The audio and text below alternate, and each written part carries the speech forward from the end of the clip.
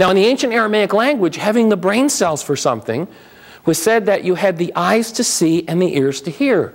You'll remember this man named Jesus said, those having eyes, yet they do not see, and having ears do not hear. Now, I think we could probably safely assume that pretty much everybody in the audience had eyes and ears. Physical eyes and ears. Why couldn't they see or hear what he was saying? Because they didn't have the brain cells for it.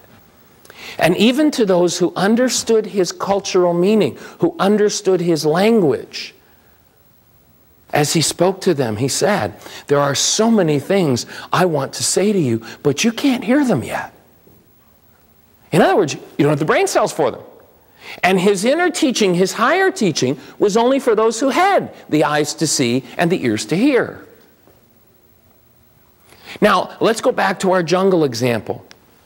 The man who is going to go back to his village, what are we going to have to do if he's going to be able to even speak one accurate, true word about what he's experienced? We're going to help him to teach him and have him build the brain cells for what an airplane means and what international travel means. And okay, let's imagine that we've gone through that process. He now comprehends fully what that means. Can he go back to his native village and say one true or meaningful word about what he's experienced?